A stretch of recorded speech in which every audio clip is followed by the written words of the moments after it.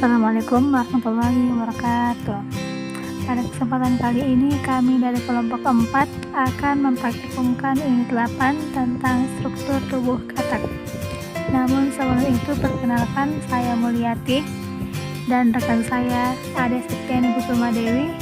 Kemudian yang ketiga adalah Faisal. Tujuan praktikum.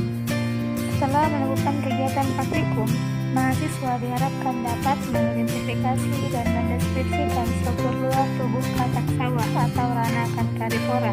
Yang kedua, mengidentifikasi dan mendeskripsikan struktur dan fungsi organ-organ yang menyusun sistem integumen, sistem pencernaan, sistem pernapasan, sistem neurogenital, sistem peredaran darah, dan sistem rangka pada katak sawah atau Ranakan Carnivora.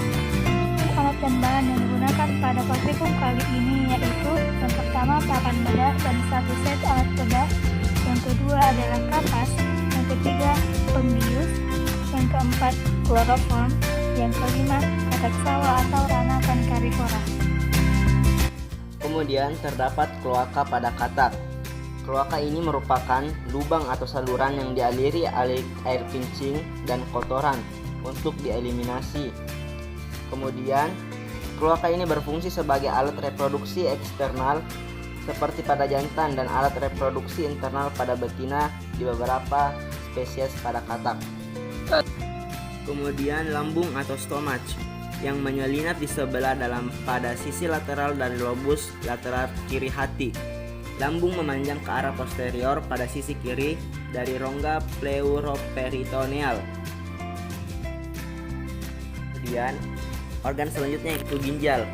Ginjal pada katak akan sangat mencolok, terletak pada dinding dorsal dari rongga pleuroperitoneal. Ginjal ini berjumlah sepasang, berwarna gelap, memipih dan berbentuk oval. Vena cava posterior terletak di antara ginjal-ginjal tersebut. Kemudian ada bagian empedu.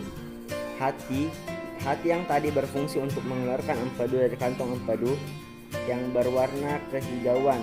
Empedu di sini berfungsi untuk menetralisir racun-racun yang masuk ke dalam sistem pencernaan pada katak tersebut.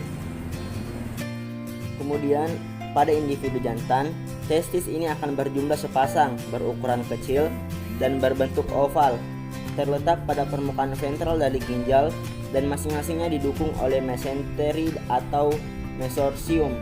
Testis akan berwarna lebih cerah, sangat berbeda jika dibandingkan dengan ginjal. Namun pada praktikum ini testisnya sedikit rusak. Usus terletak ke arah distal dari lambung, merupakan saluran yang menyempit dan berkelok-kelok. Pada usus terbagi atas dua bagian, yaitu usus halus atau small intestine yang menyempit dan bergelung, dan dilanjutkan dengan usus besar atau large intestine yang melebar dan pendek. Kemudian dari usus besar menuju ke kloaka yang merupakan muara akhir dari saluran pencernaan. Baik, hasil ini merupakan rangka pada katak yang tampak dorsal.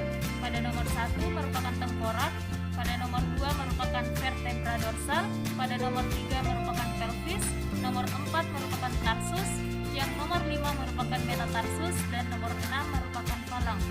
Pada bagian tengah atau tulang belakang pada katak, pada bagian ini merupakan urasil, dan pada bagian ini merupakan ilium. Percobaan kali ini tampak rangka pada katak yang tampak secara dorsal. Pada nomor 1 merupakan tengkorak, pada nomor 2 merupakan vertebra dorsal, dan pada nomor 3 terdapat pelvis, nomor 4 merupakan tarsus, nomor 5 merupakan metatarsus, dan yang ke nomor 6 tulang. Kemudian terdapat kloaka pada katak. Kloaka ini merupakan lubang yang dialiri air kencing atau kotoran untuk dieliminasi pada katak, dan beberapa cabang dalam pada hati katak tampak berupa massa yang berwarna gelap, berukuran relatif lebar dan pendek, dan menyesuaikan dengan bentuk tubuh pada katak tersebut.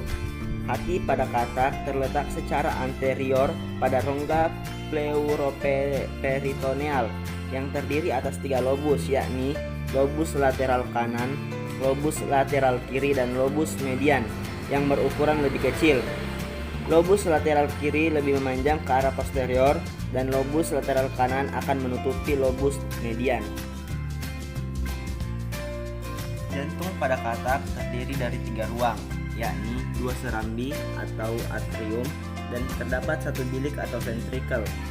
Darah dari paru-paru akan masuk ke serambi kiri, kemudian menuju ventricle dan diteruskan ke seluruh tubuh sebelum masuk kembali ke serambi kanan jantung.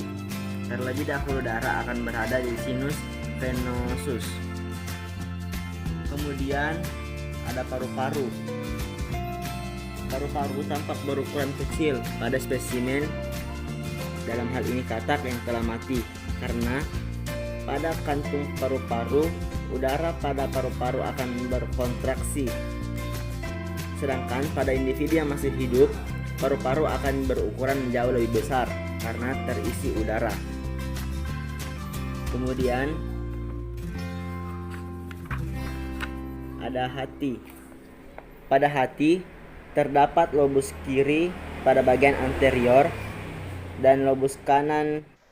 Nah, itulah hasil praktikum dari percobaan unit 8 atau struktur tubuh katak. Kurang lebihnya mohon dimaafkan. Wabillahi taufiq wal hidayah. Wassalamualaikum